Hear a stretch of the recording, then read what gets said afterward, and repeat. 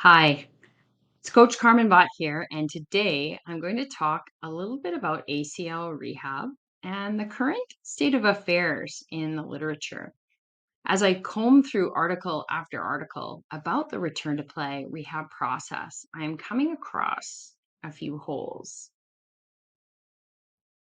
All right, I wanted to share with you this particular article, and I have sort of spared the author's publication of names, but I do want to share with you the title of the article because it really illustrates what this article was about. It's a 10 task based progression in rehab after ACL reconstruction from post surgery to return to play, and it's a clinical commentary. I was quite interested and excited to open up this article because it pertains to a lot of the work that I'm doing currently in return to play with respect to ACL reconstructions. The article goes on to say that there's a lack of guidance on when to implement certain tasks, certain motor tasks. For example, like when should an athlete begin running, for example? How would they transition between walking, then running, then say sprinting? Which are all different motor tasks.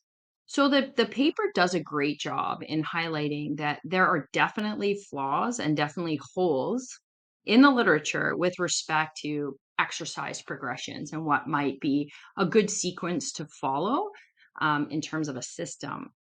However, I am going to harp on the term progression for a moment before I get into some of the clips from the actual article. If we think about the term progression, I want you to imagine a baby learning to walk. So typically, when a baby learns to walk, that baby pulls themselves up into a standing position. Once they're confident and comfortable with standing, then they stand unassisted. So they let go, they free up their hands. Once they get a little bit more confident with that and they want to start moving, then they actually grab onto something and move their feet. So they've kind of got one point of stability and then another point of instability. And then they progress with some furniture surfing until lo and behold, they let go and they give it a shot. They try to walk.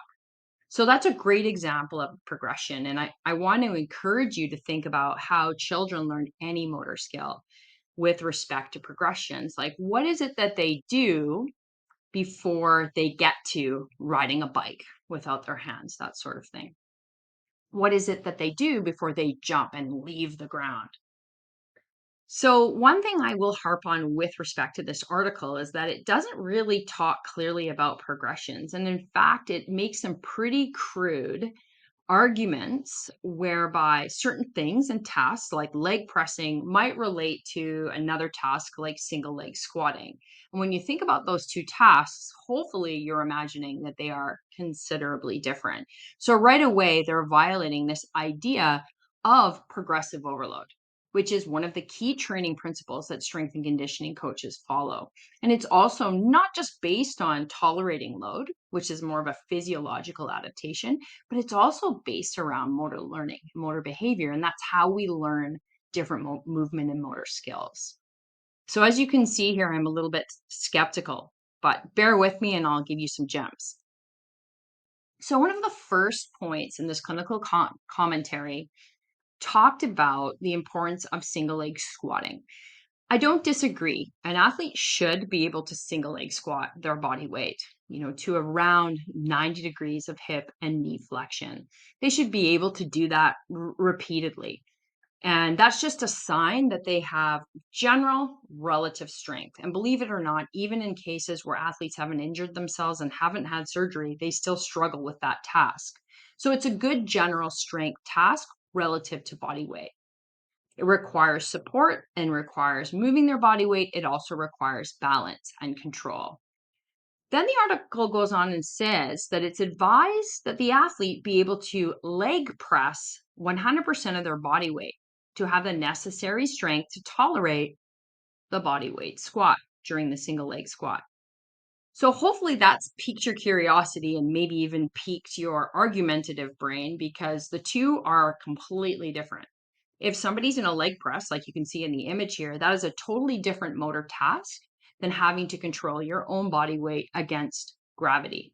I'm not saying that there is some relationship in general strength, but certainly the tasks are so different that we couldn't even really say one is a progression or a regression to another.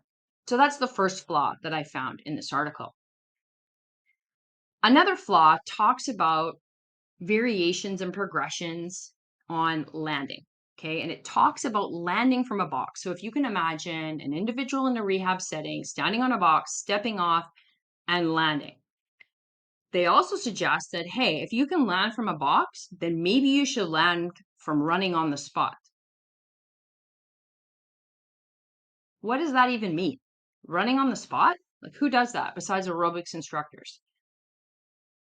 Anyway, moving on. Another progression would be landing from a jump.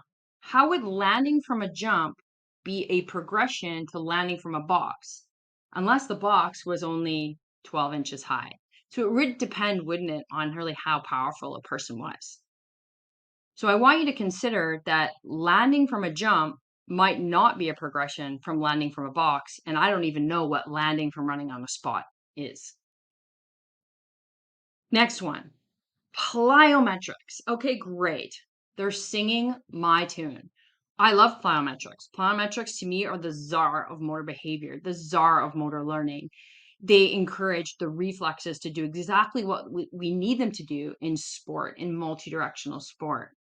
But they go straight to a bilateral drop jump. If we look at the loading and we look at the ground reaction forces in a drop jump, they're going to be a lot higher than doing a squat jump, right? Or maybe a pogo hop, pogo jump. So this was a bit odd that, again, this is the only plyometric exercise the article is recommending. You go from doing leg presses to single leg squatting, and now you're going to go to doing plyometrics and pick something that has really high ground reaction forces. Interesting. So again, I'm not really convinced that this clinical commentary is even helpful. Okay, so now we have some strength numbers. Everybody loves strength numbers. You need to be able to squat 1 times your mass, squat 1.5 times your mass. You cannot do plyometrics until you can squat this much. We are done with that. This is not the case.